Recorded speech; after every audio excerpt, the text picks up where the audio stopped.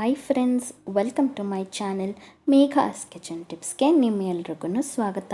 Friends, ನಮ್ಮೆಲ್ರಿಗೂ ತುಳಸಿಯ ಶ್ರೇಷ್ಠತೆ ಬಗ್ಗೆ ತಿಳಿದೇ ಇದೆ. ತುಳಸಿ ಹಬ್ಬ ಕೂಡ ಇದರ ವಿಚಾರವಾಗಿ ನಾವು ಆಚರಣೆ ಮಾಡ್ತೀವಿ. ಹಿಂದೂ ಸಂಪ್ರದಾಯದಲ್ಲಂತೂ ಇದಕ್ಕೆ ದೇವರ ಸ್ಥಾನವೇ ನೀಡಿದ್ದೇವೆ. ಅದು ದೇವರು ಕೂಡ ಹೌದು. ಅದರಂತೆಯೇ ಇವತ್ತು ನಾನು ಈ ವಿಶೇಷವಾದ ತುಳಸಿ ಗಿಡದಿಂದ ಹಲ್ಲು ನೋವಾಗಿರ್ಬೋದು ಅಥವಾ ಹಳದಿ ಹಲ್ಲನ್ನ ಹೇಗೆ ನಿವಾರಣೆ ಮಾಡ್ಕೋಬೋದು ಅಂತ ತಿಳಿಸ್ಕೊಡ್ತೀನಿ. ಇದಕ್ಕೆ ಕನ್ನಡದಲ್ಲಿ ವನ ತುಳಸಿ ಅಂತ ಕರೀತಾರೆ. ನಿಮಗೇನಾದರೂ ಬೇರೆ ಹೆಸರು ಇದಕ್ಕೆ ಗೊತ್ತಿದ್ರೆ ಕಮೆಂಟ್ ಮಾಡೋದನ್ನು ಮಾತ್ರ ಮರಿಬೇಡಿ.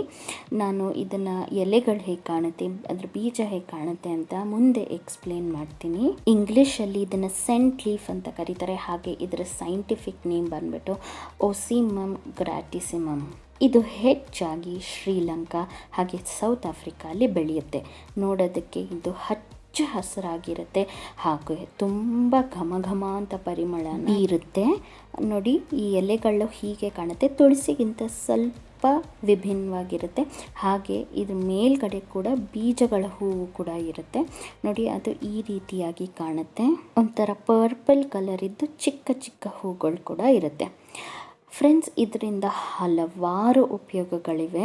ಕೊರೋನಾದಲ್ಲಿ ಎಲ್ಲಿ ಇಮ್ಯುನಿಟಿ ಡೌನ್ ಆಗುತ್ತಲ್ಲ, ಅದರಲ್ಲೂ ಕೂಡ ಇದು ನಾವು ಇಮ್ಯುನಿಟಿ ಹೆಚ್ಚಾಗಿಸ್ಕೊಳ್ಳೋದಕ್ಕೆ ಇದನ್ನು ಉಪಯೋಗಿಸ್ಕೋಬೋದು. ಅದಲ್ಲದೆ ಇದರಲ್ಲಿರೋ ಆ್ಯಂಟಿಸೆಪ್ಟಿಕ್ ಹಾಗೆ ಆ್ಯಂಟಿ ಬ್ಯಾಕ್ಟೀರಿಯಲ್ ಪ್ರಾಪರ್ಟಿಯಿಂದ ಇನ್ಫೆಕ್ಷನ್ ಎಲ್ಲನೂ ದೂರ ಆಗುತ್ತೆ. ಅಂದರೆ ಕೋಲ್ಡ್ ಆಗಿರ್ಬೋದು, ಕಾಫ್ ಆಗಿರ್ಬೋದು.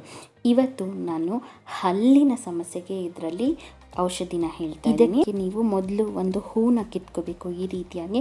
ಹಾಗೆ ಅದರಲ್ಲಿರೋ ಬೀಜಗಳನ್ನೆಲ್ಲ ನಾವು ಬಿಡಿಸ್ಕೋಬೇಕು. ಈ ಬೀಜದಲ್ಲಿ ಕೂಡ ಹಲ್ಲಿನ ಸಮಸ್ಯೆ ಅಂದರೆ ಹಲ್ಲು ನೋವಾಗಿರ್ಬೋದು, ಹಳದಿ ಹಲ್ಲಾಗಿರ್ಬೋದು ನಿವಾರಿಸ್ಕೊಡೋದ್ರಲ್ಲಿ ಇದು ತುಂಬ ಸಹಾಯಕಾರಿಯಾಗುತ್ತೆ.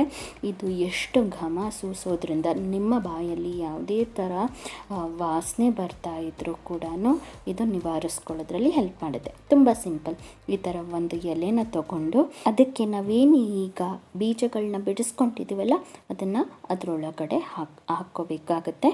ದೊಡ್ಡ ಎಲೆ ಸಿಕ್ಕಿದ್ರೆ ನಿಮ್ಗೆ ಒಳ್ಳೆಯದು. ಇಲ್ಲಾಂದರೆ ಈ ಥರ ಚಿಕ್ಕ ಎಲೆಯಲ್ಲೇ ನಾವು ಸ್ವಲ್ಪ ಈ ಥರ ಬೀಜಗಳನ್ನ ಹಾಕ್ಕೋಬೇಕಾಗುತ್ತೆ.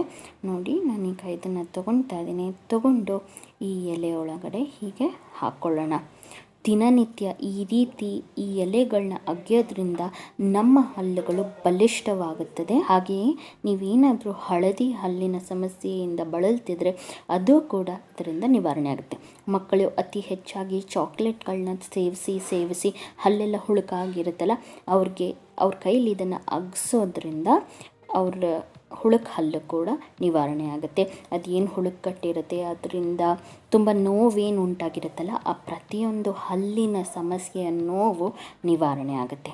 ಈಗ ನಾನು ಈ ಥರ ಫೋಲ್ಡ್ ಮಾಡಿಕೊಂಡೆ, ಅಂದರೆ ಅದು ಬೀಜಗಳನ್ನೆಲ್ಲ ಹಾಕಿ ಈ ಥರ ಫೋಲ್ಡ್ ಮಾಡಿಕೊಂಡು ಈಗ ನಾನು ತೋರಿಸ್ತೀನಿ ನಿಮಗೆ ಹೇಗೆ ಹಲ್ಲೊಳಗಡೆ ಇಟ್ಕೋಬೇಕು ಅಂತ.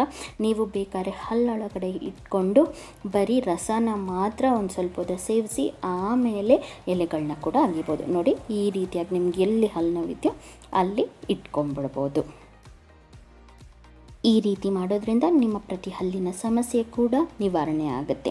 ನಮ್ಮ ಪ್ರಕೃತಿಯಲ್ಲಿ ಸಿಗೋ ಈ ವನ ತುಳಸಿಯ ಉಪಯೋಗ ಮತ್ತು ಮಾಹಿತಿ ನಿಮಗೆ ಇಷ್ಟ ಆಗಿದ್ದರೆ ಲೈಕ್ ಮಾಡೋದನ್ನು ಮಾತ್ರ ಮರಿಬೇಡಿ. ಹಾಗೆ ಚಾನಲ್ಗೆ ಸಬ್ಸ್ಕ್ರೈಬ್ ಆಗಿಲ್ಲ ಅಂದರೆ ಈಗಲೇ ಸಬ್ಸ್ಕ್ರೈಬ್ ಆಗಿ ಹಾಗೆ ಈ ಒಳ್ಳೆಯ ಮಾಹಿತಿನ ನಿಮ್ಮ ಫ್ಯಾಮಿಲಿ ಆ್ಯಂಡ್ ಫ್ರೆಂಡ್ಸ್ಗೂ ಶೇರ್ ಮಾಡಿ. ಬಾಯ್.